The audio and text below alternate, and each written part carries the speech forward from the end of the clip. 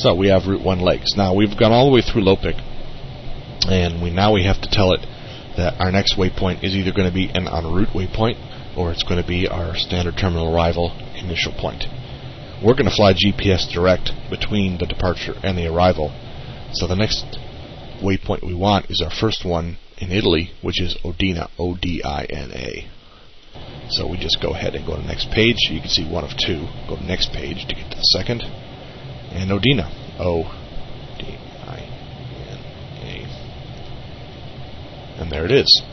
Now we made a change again, so the execute button lit up. But we're just going to go ahead and continue programming it before we accept all these changes. Odina followed by Suler and SRN.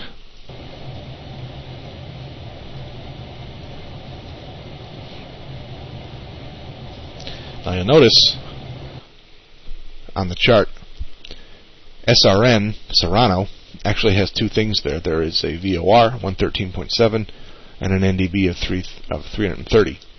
Those are frequencies. Now, all we have to enter is SRN. We don't actually have to look up the frequencies. However, because there's a lot of SRNs, we have to tell it which one we're talking about.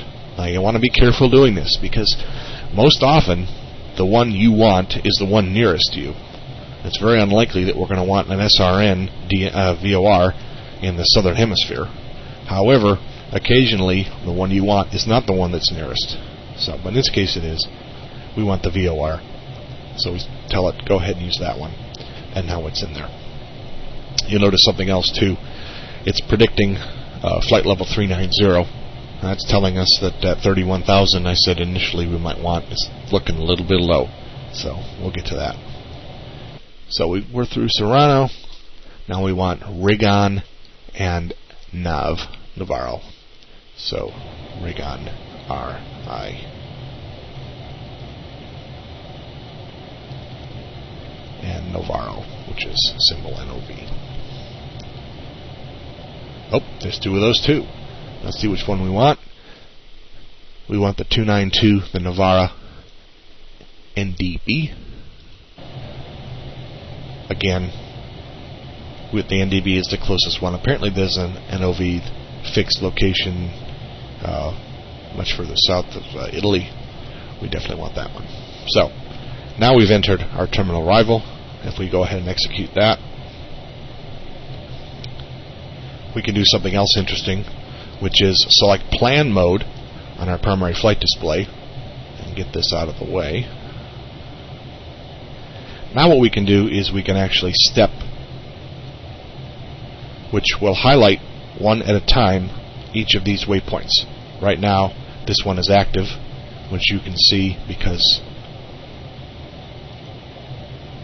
the center is highlighted for EH10. What that's telling us is that it's centering the display on EH10, and this little step button will move between or among the individual waypoints. There's 70, there's 36, there's Odina, Lopik, Odina, that was the big leg, 376 nautical miles, Suler, Serrano, Rigon, and Navarro.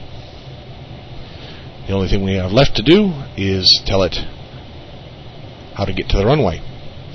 Now, I've shown you how to enter all those waypoints.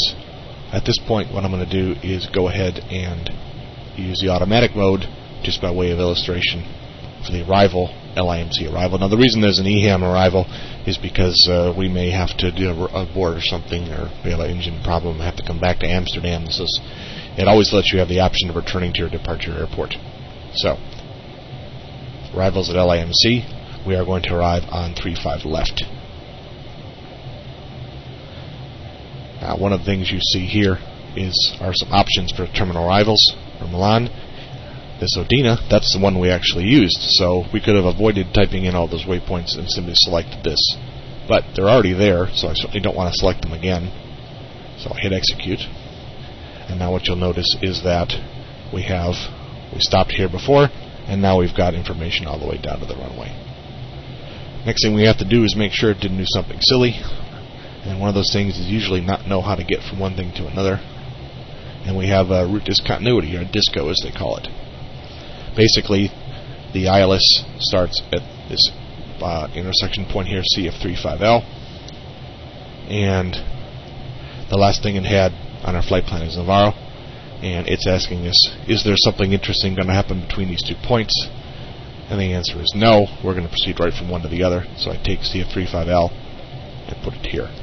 Now our disco goes away, and we have no discos anymore at all on our flight plan. Basically, it's from Amsterdam's runway threshold all the way down to Milan's runway threshold. You'll notice something else too, that here's the actual landing point, 691 field elevation, and we have some additional legs after that, and the reason for that is missed approach.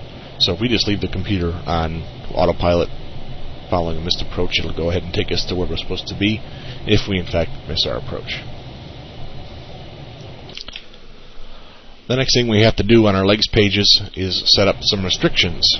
Often terminal arrivals and departures and ILSs and things like that have restrictions that we've got to enter. Now you'll notice some of these restrictions are automatically entered for us for the instrument approach of 4,000 fix at 2295 and field elevation. That's because the computer knows what those are supposed to be for the ILS 35 left approach.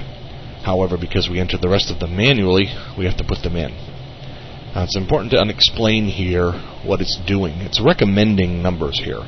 We told it, remember, to fly a 50% trade-off between economy and speed. And it's going to say, okay, well, in order to do that, I'm going to wind up at 2,307 feet at EH10, 5,536 at EH70, and 11,417 at EH36. However, that is not necessarily what Amsterdam authorities want us to do. And one of the things they want us to do is at Odina cross at FL60, or flight level 60, or 6,000 feet. See, cross Odina at flight level 60. So, what we do is we tell it, alright, fly most efficiently. However, I want you to be at 6,000 feet here. And the way we do that is we just simply enter /6000, which means we're not going to give you a speed constraint, we're just going to give you an altitude constraint. And put that in here, and now a bunch of stuff changes. One of the things you can see is that we're going to be at 6,000 at EH36, not just Ogina. Another restriction we have is that there is a maximum airspeed restriction in this area here at EH370 of 220 knots. Now, it's difficult to enter an airspeed restriction without an altitude restriction, and in fact it won't even let you do that. So what I really want to tell it is at EH70 be at 220 knots, and it's predicting 251 is the most efficient speed to be at when we get there, subject to another constraint which I'll show you in a minute. I can't do that. I don't want to give it an altitude constraint, so what I'm going to do is I'm going to kind of cheat and tell it 220 is the airspeed you've got to be at. But I want you to be above 1,000 feet.